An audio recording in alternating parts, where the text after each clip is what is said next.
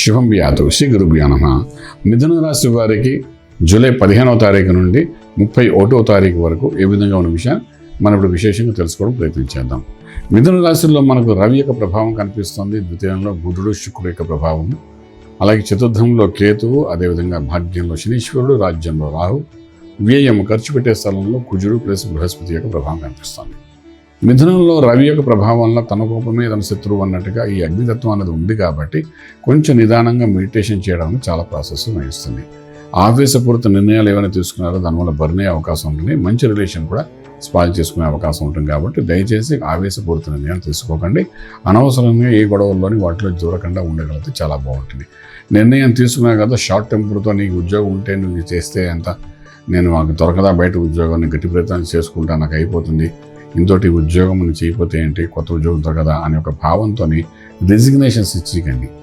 ఉన్న ఉద్యోగంలో ఏదో ఒకటి వచ్చింది కదా అని, ఎందుకంటే ఇక్కడ బర్న్ చేయడానికి ప్రయత్నం చేస్తారు. బర్న్ చేయడం అంటే మీకున్న ఉద్యోగాన్ని టోటల్గా క్లోజ్ చేయడానికి ప్రయత్నం చేస్తారు. ఎందుకు, నీ అగ్నితత్వం గల ఆలోచనతో నువ్వు చేసే ప్రయత్నాల్లో కొంత బలహీనపడతావు కాబట్టి. సో మెడిటేషన్ చేయడం చాలా అవసరం పడుతుంది. తర్వాత నిదానంగా ప్రధానం అనుకుంటూ ముందుకెళ్ళడం చాలా అవసరం పడుతుంది. మిథున రాశి వారికి ఈ రవి అనే గ్రహం అక్కడ ఉన్నంత కాలం, ఈ రవి అనే గ్రహం మాతో ఒక 2-3 రోజులు ఉంటుంది 15వ తారీఖు తర్వాత. ఆ తర్వాత రవి అనే గ్రహము మారిపోతుంది. అక్కడ నుండి మారిపోతే ఇంకే ఇబ్బంది లేదు. అంతవరకు కొంచెం జాగ్రత్తగా ఉండాలి. అలాగే ఉద్యోగరీత్యా కొత్త ప్రయత్నాలు అయితే చేయడానికి ప్రయత్నం చేయడం అయితే 15 రోజులు బాగోలేదు. అలాగే కొత్త వ్యాపార వ్యవహారంలో అడుగు పెట్టడం కూడా ఈ 15 రోజులు పెద్దగా చెప్పుకోదగా బెనిఫిట్స్ అయితే కనిపించట్లేదు. అలాగే విదేశాలకు వెళ్ళి సెటిల్ అవ్వాలనుకున్న వ్యక్తులు ఎవరైతే ఉన్నారో ఉద్యోగరీత్యా వాళ్ళకి అనుకూలమైన సమయం కూడా కాదు. అలాగే విదేశాలకు వెళ్ళి చదువుకోవాలనుకున్న విద్యార్థులు మాత్రం కొంచెం జాగ్రత్తగా ప్లానింగ్ చేసుకుంటూ నిదానంగా ప్లాన్ చేయగలిగితే 15 రోజుల్లో ఏదైనా ఇంపార్టెంట్ డే ఉంటే ఆ రోజు నాడు సంతకాలు పెట్టి అప్లికేషన్ ఇవ్వడానికి ప్రయత్నించగలిగితే చాలా బాగుంటుంది చెప్పగలుగుతాం.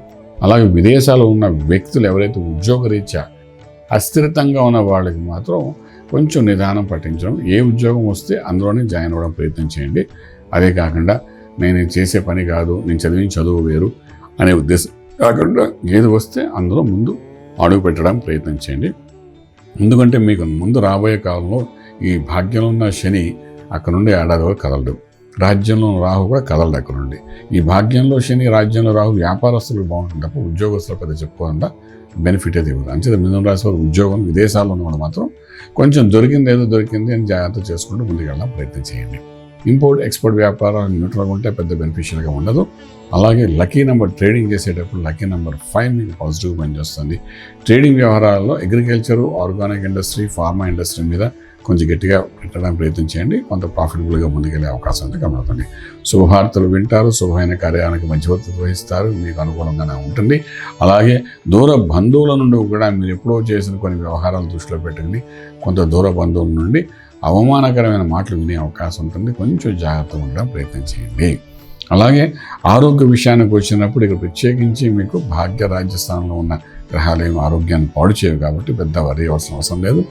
మంత్రం మెడిటేషన్ చేయడానికి ఇక్కడ ఏంటంటే సూర్య మంత్రం కానీ లేదంటే నారాయణ అష్టాక్షరి మహామంత్రం కానీ మెడిటేషన్ చేయడం ప్రయత్నించండి. దానివల్ల ఏంటంటే మీలో ఉన్న అగ్నితత్వం కొంతవరకు చల్లారడము, దానివల్ల మీరు తీసుకోబోయే నిర్ణయాల్లోనే ఫైర్ అవ్వకుండా ఉంటుంది.